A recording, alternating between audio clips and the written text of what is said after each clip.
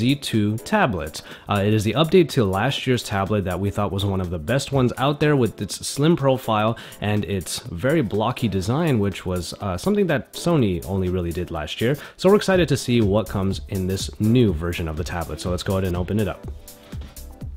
All right, and there we are. If I'm not mistaken, I have the black version of the Sony Xperia Z2 Tablet, which is a little bit of a bummer because the white one that we saw at the Mobile World Congress in Barcelona, Spain was really sexy. But in this case, we are working with the, let's confirm here, the black one. Yes, this is very much like the one that we had last year, and it has the same design around with the corners that are just a little bit more rounded off so that it's not quite as rigid and it's not really poking into your hand when you're using it. But we're just going to go ahead and put this aside for now and take a look at the contents underneath. Okay, so here we are with just some documentation here, including our startup guide on the left side and all the information that you need under there, the legal information essentially. And this advertisement that we see at the front essentially is just advertising the smartwatch, a couple other peripherals, and also the fitness band that they have. So nothing on the back there. And then when we get into the right side, we have just the simple plug adapter for the wall and the micro USB cord that it would obviously come with. So that's pretty much everything that comes into this box with the tablet itself. We'll just go ahead and take the plastic off there. Ah, yes, very nice.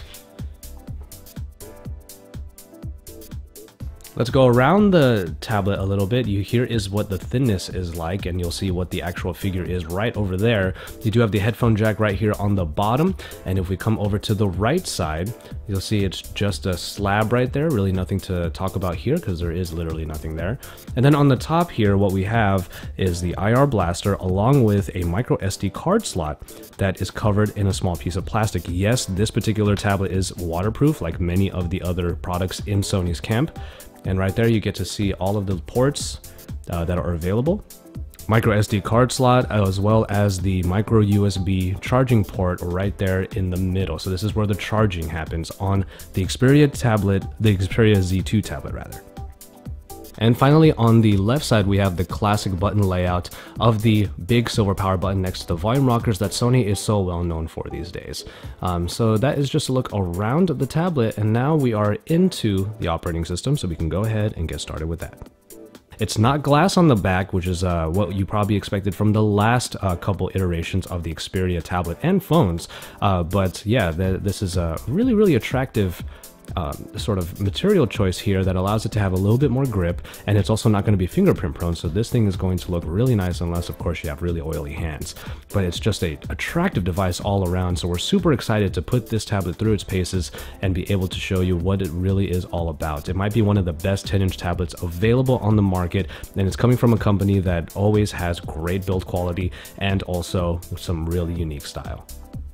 Alright, and here we are. We are finally into the actual operating system itself. It had to go through a couple of reboots, but here it is. The Xperia UI, or Timescape as it is sometimes called, works really well on this and the Xperia Z2, which I'm really excited to get my hands on, but it does show its capabilities here. We have the small apps, as is a usual trope of the Xperia UI, where we can get small overlay apps right here.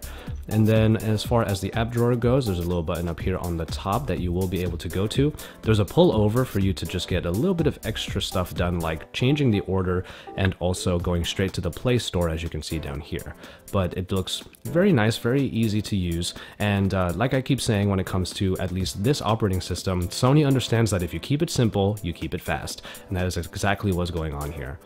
You are able to get to the Sony Experience area right here and Google Now. If we go to the Sony Experience area, you'll pretty much just get a lot of advertisements for various pieces of media that you can get from the Sony store, the Sony Unlimited stores, and that is a